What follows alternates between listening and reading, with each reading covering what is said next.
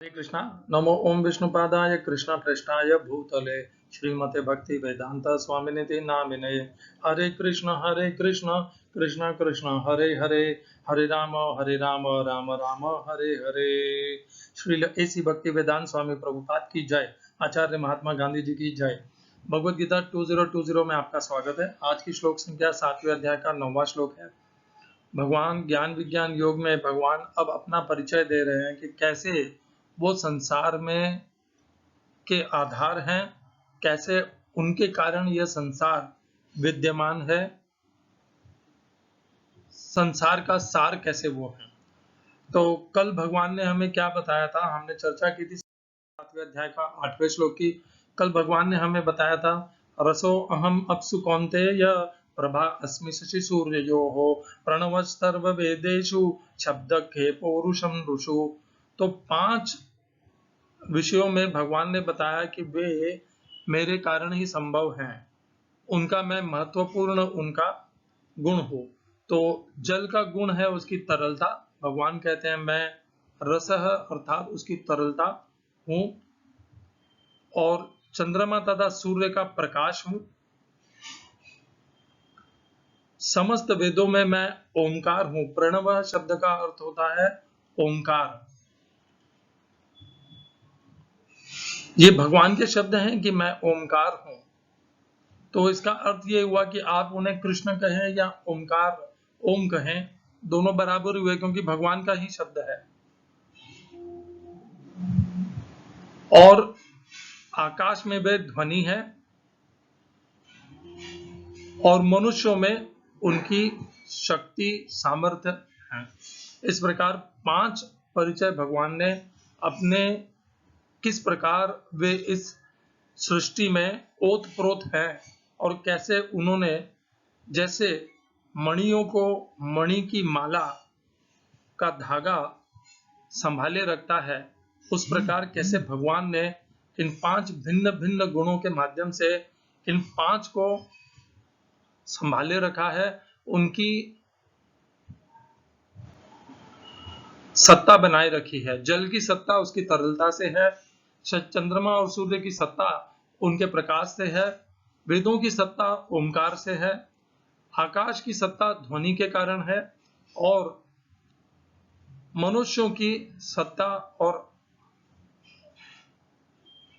उनका जीवन उनकी शक्ति और सामर्थ्य से है। आज भगवान इसी बात को और हमें नए बताएंगे कि कैसे हमें उन्हें समझना है। कल हमने ये भी देखा कि 15वें अध्याय में भी भगवान ने कहा प्रभा आदित्य नाम हम विष्णु ज्योतिषाम रवि रंशुमान, नहीं ये तो मैंने दूसरा कहने, यदादित्य गतम तेज जगत भासयते खिलम यच्चंद्रमसि यच्चाग्नौ तत्तेजो विद्धि मामकम। भगवान ने वहां पर भी कहा कि इनमें जो तेज है वह मेरा तेज है। और ये जो प्रणव शब्द है ओंकार, भगवान 3 जगह भगवत गीता में कहते हैं कि मैं ओंकार हूं। तो एक तो यहाँ पर है प्रणव सर्व वेदेषु, और भगवान कहते हैं 9वें अध्याय के 17वें श्लोक में वेद्यम पवित्रम ओंकार। यहाँ पर भी भगवान अपने आप को जानने, वेद्यम शब्द अर्थात है जानने वालों में मैं ओंकार हूँ। ओंकार को जानने का प्रयास करना चाहिए मनुष्य को। वेद्यम पवित्रम ओंकार पिता हमस्य जगतः माता धाता पितामहः वेद्यम पवित्रम ओंकार रूपसाम यजुरेव च। मैं आपको ये बताने का प्रयास कर रहा हूँ कि पूरी भगवत गीता में 3 बार भगवान अपने आप को कहते हैं कि भगवान कहते हैं कि मैं ओंकार हूँ। एक 7वें अध्याय के 8वें श्लोक में, 9वें अध्याय के 17वें श्लोक में, और 10वें अध्याय में भी भगवान कहते हैं कि मैं ओंकार हूँ। अक्षरों में शब्दों में मैं ओंकार हूं। जब भगवान बार बार अपने आप को ओंकार कह रहे हैं, वे जानते हैं कि मैं भगवान श्री कृष्ण हूं, और फिर भी वे कह रहे हैं कि मैं ओंकार हूं। तो क्या हमारे लिए यह उचित है कि हम ओंकार कहने वाले ज्ञान मार्गियों की उपासना करें और ओंकार शब्द की उपासना करें और उसे निम्न समझें? एक तरफ तो हम कहते हैं कि भगवान और उनके नाम एक ही हैं, तो हम फिर भगवान और उनका नाम यानी ओमकार, उसकी अवहेलना कैसे कर सकते हैं, उसकी उपासना, उसकी उसको नीचा कैसे दिखा सकते हैं। ये भूल हमारे व्यवहार में बार बार हो जाती है। जैसे जैसे हमारे आचार्य ऋषिगण या और वरिष्ठ भक्तगण हमें सिखाते जाते हैं, हम उस प्रकार से बिना सोचे समझे उन्हें अपनाते जाते हैं। क्योंकि भगवत गीता को इतना विस्तार से और विधि पूर्वक अपने आप पढ़ने के लिए ना तो हमारे पास इतनी बुद्धि है और ना इतना समय है और ना इतना सामर्थ्य, योग्यता और इतना बल है कि हम भगवत गीता को अपने आप अध्ययन करने का प्रयत्न करें। इसी का परिणाम है कि हम जो जो हमारे वरिष्ठ कहते हैं उस प्रकार उसे स्वीकार कर लेते हैं कि ओमकार। और कल भी मैंने बताया था, आज पुनः कह रहा हूं कि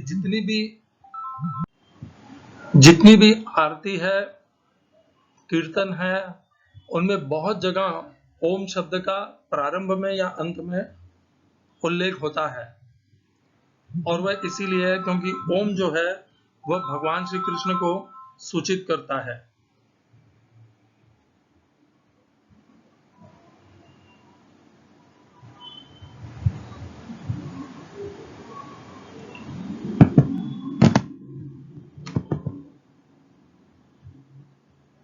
आज की श्लोक संख्या, आज भगवान बता रहे हैं 7वें अध्याय का 9वां श्लोक, और इसमें भी भगवान अपने प्रभाव बताने वाले हैं कि वे किस माध्यम से महत्वपूर्ण है और कैसे वे इस सृष्टि में ओतप्रोत है और उनके कारण ही यह सृष्टि टिकी हुई है, आधार है वे सृष्टि के। पुण्यो गंध पृथिव्याम च तेजश्चास्मि विभावसौ जीवनम सर्वभूतेषु तपश्चास्मि तपस्विषु। हिंदी अनुवाद गीता यथारूप श्रील प्रभुपाद। मैं पृथ्वी की आद्य सुगंध और अग्नि की उष्मा हूँ। मैं समस्त जीवों का जीवन तथा तपस्वियों का तप हूँ। English translation Gita as it is Swami Prabhupad. I am the original fragrance of the earth, and I am the heat in fire. I am the life of all that lives, and I am the penances of all ascetics. इस श्लोक में प्रयोग किए गए संस्कृत शब्दों के अर्थ हैं पुण्य, मूल, आदि, सबसे जिसका मूल होता है उसका। गंध है, वैसे तो गंध शब्द का अर्थ सुगंध होता है, पर पृथ्वी की सुगंध क्या इतनी महत्वपूर्ण है कि हम उसे गंध को गंध ही समझ करके आगे बढ़ जाएं? क्या पृथ्वी की गंध उसकी महत्वपूर्ण पहचान है? नहीं। पृथ्वी की सबसे मूलभूत जो गुण है पृथ्वी का, एक तो है सृजन करना। हम जब भी पृथ्वी में कोई बीज बोते हैं तो वह उसको परिवर्तित करके, सृजन करके उसका वृक्ष बना करके फल हमें प्रदान करती है, अन्न, भोजन, खाद्य पदार्थ के लिए। दूसरा जो पृथ्वी का सबसे बड़ा गुण है, पृथ्वी का गुरुत्वाकर्षण, जिसे इंग्लिश में ग्रेविटेशनल फोर्स कहते हैं। ये दो पृथ्वी के सबसे महत्वपूर्ण गुण है। तो क्या भगवान ये कह सकते हैं कि मैं इन दो पृथ्वी के महत्वपूर्ण गुणों को छोड़ करके मैं पृथ्वी की गंध हूं? अरे भाई, पृथ्वी में कैसी गंध है? उसमें गंध अच्छी हो, बुरी हो, खट्टी हो, कड़वी हो, गंध है वैसे तो, जैसी भी हो, उससे क्या अंतर आने वाला है? महत्वपूर्ण यह है कि क्या वह भूमि उपजाऊ है, क्या वह अन्न और सामग्री को उपजाने के लिए उपयोगी है। तो यहाँ पर गंध शब्द का मूल, क्योंकि पृथ्वी का मूल गुण है उपजावर्धन की शक्ति, और वही उपजावर्धन की शक्ति सबसे महत्वपूर्ण है। इसलिए गंध शब्द को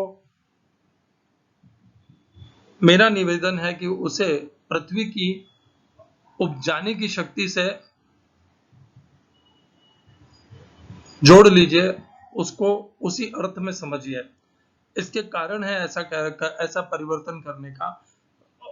गंध शब्द के और भी अर्थ होंगे, मैं देखिए संस्कृत का पंडित नहीं हूं, परंतु साधारण बुद्धिमत्ता ये कहती है कि गंध तो पृथ्वी का महत्वपूर्ण गुण नहीं है। बाकी के इसमें जो 3 और भगवान ने उदाहरण दिए हैं, उनमें भगवान ने अपने आप को उनका मुख्य गुण बताया है। और पिछला जो श्लोक हमने किया था उसमें भी भगवान ने उन पांचों के महत्वपूर्ण गुण अपने आप को बताया था और उनके कारण वे 5 गुण है यह बताया था। और पृथ्वी का गुण उसकी सुगंध तो नहीं हो सकती। फिर तेजस चास्मी विभावसौ, तो विभावसौ शब्द इसको आगे का हम शब्द जोड़ लेते हैं, फिर इसको और आगे तात्पर्य में इसकी चर्चा करेंगे।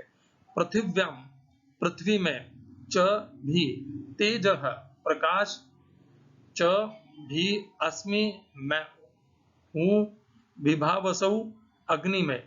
दूसरी पंक्ति जीवनम, प्राण जीवन शक्ति, सर्व समस्त भूतेषु जीवों में, भूत प्राणियों में, जन्म लेने वालों में ऐसा कह सकते हैं। तपह तपस्या, च भी अस्मि हूँ, तपस्वीषु तप करने वालों में, तपस्वियों में। इस श्लोक का तात्पर्य गीता यथारूप श्रील प्रभुपाद द्वारा।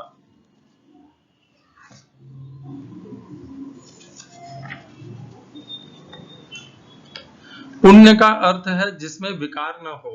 अतः आद्य, इस जगत में प्रत्येक वस्तु में कोई न कोई सुगंध होती है, यथा फूल की सुगंध या जल, पृथ्वी, अग्नि, वायु आदि की सुगंध। समस्त वस्तुओं में व्याप्त अदूषित भौतिक गंध जो आद्य सुगंध है वह कृष्ण है। इसी प्रकार प्रत्येक वस्तु का एक विशिष्ट स्वाद रस होता है और इस स्वाद को रसायनों के मिश्रण द्वारा बदला जा सकता है। अतः प्रत्येक मूल वस्तु में कोई न कोई गंध अथवा स्वाद होता है। विभावसौ का अर्थ अग्नि है। अग्नि के बिना न तो फैक्ट्री चल सकती है न भोजन पक सकता है। यह अग्नि कृष्ण है। अग्नि का तेज उष्मा भी कृष्ण ही है। वैदिक चिकित्सा के अनुसार कुपच का कारण पेट में अग्नि की मंदता है, अतः पाचन तक के लिए अग्नि आवश्यक है। कृष्ण भावनामृत में हम इस बात से अवगत होते हैं कि पृथ्वी, जल, अग्नि, वायु तथा प्रत्येक सक्रिय तत्व, सारे रसायन तथा सारे भौतिक तत्व कृष्ण के कारण है। मनुष्य को आयु भी कृष्ण के कारण है, अतः कृष्ण की कृपा से ही मनुष्य अपने को दीर्घायु या अल्पजीवी बना सकता है। अतः कृष्ण भावनामृत प्रत्येक क्षेत्र में सक्रिय रहता है। ओम अज्ञानतिमिरन्धस्य ज्ञानाञ्जनशलाकया चक्षुरुन्मीलितं येन तस्मै श्री गुरुवे नमः। एकं शास्त्रं देवकी पुत्र गीतम्, एक ही शास्त्र श्रीमद् भगवद गीता। एको देवो देवकी पुत्र एव, एक ही भगवान श्री कृष्ण। एको मंत्र तस्य नामानि यानि, एक ही मंत्र भगवान के नाम का महामंत्र।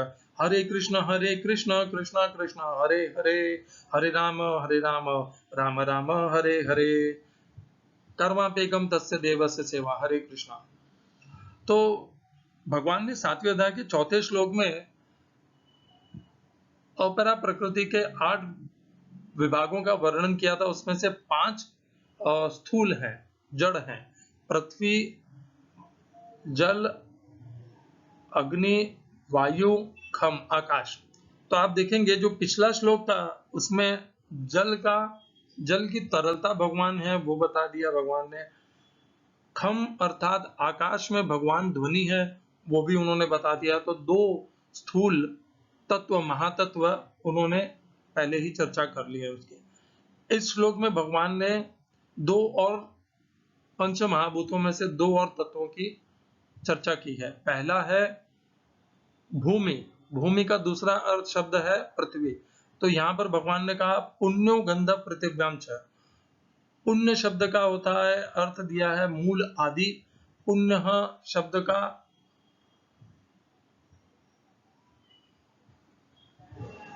मूल अर्थ पुण्य भी होता है और पुण्य ही है ये कि भूमि से उपजन हो रहा है अन्न का, खाद्य पदार्थों का, ये सबसे बड़ा पुण्य है। हम तो ये मानते भी हैं हमारे भारत में कि जिस राज्य में धर्म की स्थापना होती है और धर्म का आचरण होता है उसके वहां पर उपजा, कृषि की फसल अच्छी होती है। और जिस राज्य में अधर्म का बोलबाला होता है वहां पर अन्न भी अच्छे से अंकुरित नहीं होता और फसल अच्छी नहीं होती। तो यहाँ पर भगवान वही कहना चाह रहे हैं पुण्यो गंधव पृथिव्याम च। फिर भगवान अग्नि के विषय में कह रहे हैं तेजस चास्मी विभावसौ। विभावसौ शब्द का अर्थ है अग्नि। तो अब भगवान ने जो चौथा महाभूत है अग्नि में भी अपने आप को बता दिया। अब रह गया है केवल वायु, उसको आप ध्यान रखिएगा। जीवनम सर्वभूतेषु, तपस्यास्मि तपस्विचु। तो हम जितने भी जन्म लेने वाले भूत प्राणी हैं उन्हें भूतेषु कहा जाता है, और हमारे भीतर जो जीवन है वह उस वायु के कारण ही होता है जो पंच महाभूत है।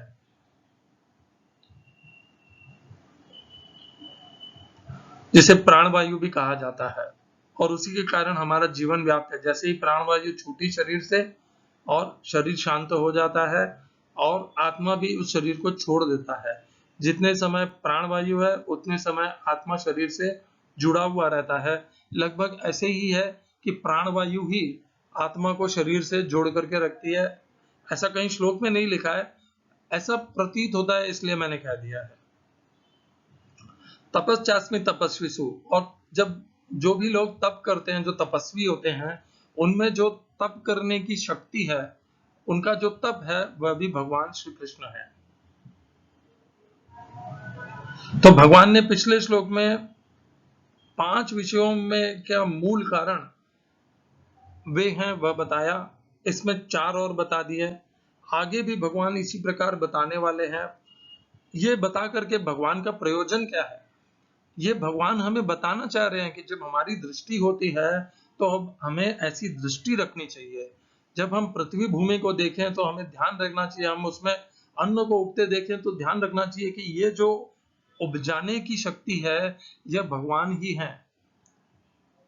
क्या किसान में वह शक्ति है कि वह अन्न को उगा सके? यदि ऐसा है तो किसान अपने हाथ पे रख करके उगा दे उसको। ऐसा नहीं कर सकता। वो शक्ति किसान की नहीं है, वो शक्ति तो भूमि की है। इसीलिए भूमि माता कहलाती है, क्योंकि वो जन्म देती है, अंकुरित करती है, अंकुरित करने की शक्ति रखती है। ये जो दृष्टि है, हमें दिव्य दृष्टि की आवश्यकता नहीं है भगवान को देखने के लिए। भगवान स्वयं चाहते हैं कि हम उन्हें इस दृष्टि से देखें। जल को जब हम स्पर्श करें, उसके तरलता को अनुभव करें, तब हमें तुरंत विचार आना चाहिए कि यह तरलता भगवान है। जब हम अग्नि को देखते हैं, उसका तेज प्रकाश देखते हैं, उसकी गर्माश महसूस करते हैं, तब विचार आना चाहिए ये भी भगवान है। जब हम आकाश में ध्वनि को सुनते हैं, हमारे कानों पे ध्वनि पड़ती है, मैं बोल रहा हूं, ये ध्वनि आप तक पहुंच रही है, ये ध्वनि भी भगवान है।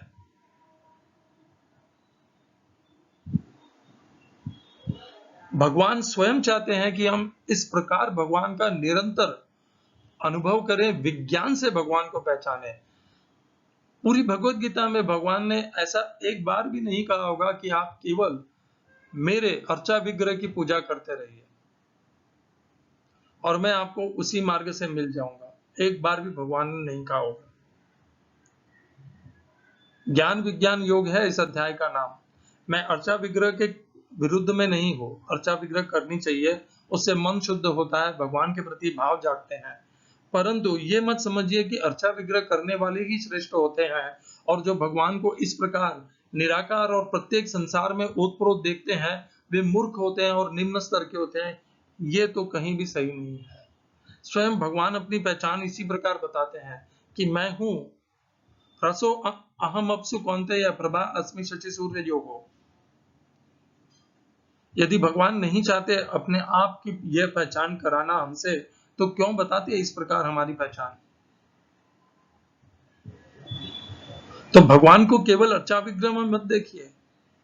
सृष्टि की मूलभूत जो पदार्थ हैं, पंच महातत्व है, उनमें भी और उनके भीतर जो महत्वपूर्ण गुण है उनमें भी भगवान को देखिए।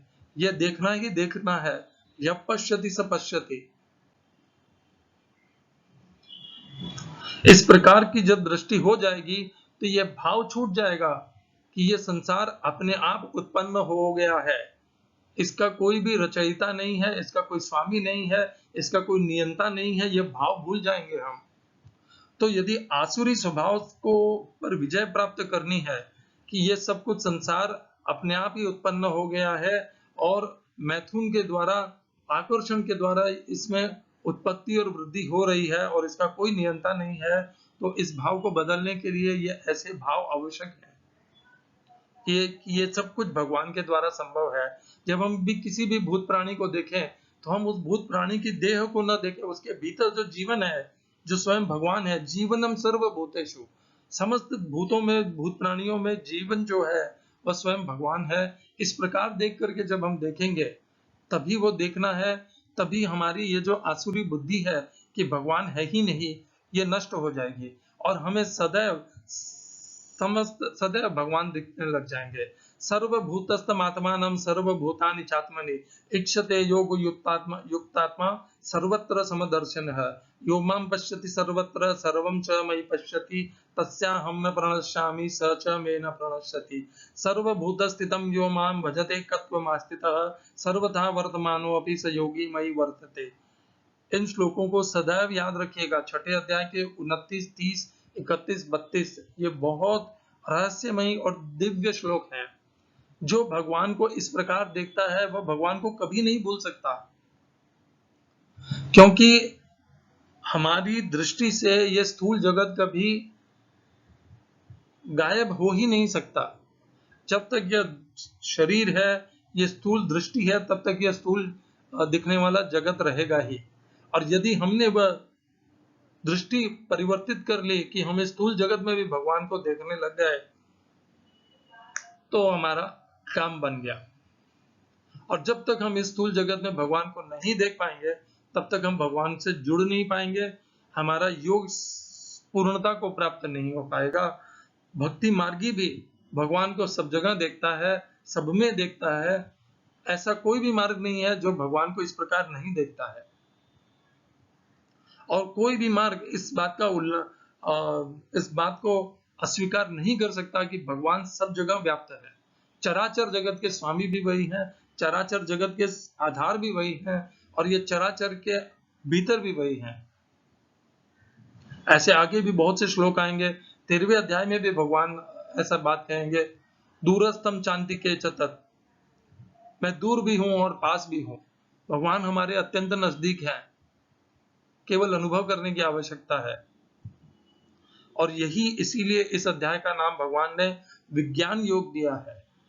केवल भजन कीर्तन और शास्त्रों के मंत्र पढ़ने से भगवान को आप प्राप्त नहीं करेंगे।